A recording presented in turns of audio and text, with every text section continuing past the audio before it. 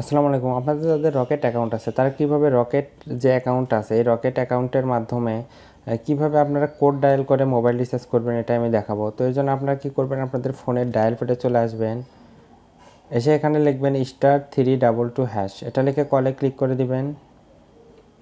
কলে ক্লিক করে দেওয়ার পরে এখানে দেখেন এই যে টপ আপ, তারপর টেলকো সার্ভিস, এখানে আপনারা 3 নাম্বার সিলেক্ট করে সেন্টে ক্লিক করে দিবেন। তো এরপর আপনারা কী করবেন, এই যে টপ আপ লেখা এর পাশে 1 লেখাতে আপনারা কী করবেন, 1 লিখে এখানে সেন্টে ক্লিক করে দিবেন। এরপর আপনারা কী করবেন, এখানে দেখেন 2টা অপশন পাবেন, এখানে একটা সেলফ আর একটা হচ্ছে আদার্স। সেলফ নামে বোঝাচ্ছে ধরেন আপনি রকেট অ্যাকাউন্টটা যে নাম্বার দিয়ে খুলছেন ওই নাম্বারে যদি টাকা পাঠাতে চান সেক্ষেত্রে 1 সিলেক্ট করে সেন্ড করতে হবে, আর যদি অন্য কোনো নাম্বারে পাঠাতে চান সেক্ষেত্রে আদার্স সিলেক্ট করে পাঠাতে হবে। তো আমি কি করব, অন্য নাম্বারে টাকাটা পাঠাবো, অর্থাৎ আমার যে নাম্বারে রকেট অ্যাকাউন্টটা খোলা আছে ওই নাম্বারে টাকা পাঠাবো না, অন্য নাম্বারে পাঠাবো। এই জন্য আমি কী করবো, 2 সিলেক্ট করে সেন্টে ক্লিক করে দিব। এরপর কী করতে হবে, আপনাদের ফোন নাম্বারটা দিতে হবে, অর্থাৎ যে নাম্বারে টাকাটা পাঠাতে চাচ্ছেন ওই ফোন নাম্বার এখানে দিয়ে দিবেন।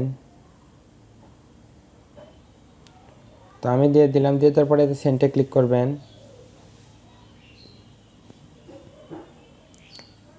এরপর দেখেন আপনাদের সিমের অপারেটরটা সিলেক্ট করতে হবে। আমি যেহেতু গ্রামীণ এই জন্য আমি কী করবো, এই যে 3 সিলেক্ট করে এখানে সেন্টে ক্লিক করে দিব। এরপর আপনাদের অ্যামাউন্টটা দিতে হবে, অর্থাৎ কত টাকা আপনারা পাঠাতে চাচ্ছেন এটা দিয়ে এখানে সেন্টে ক্লিক করবেন।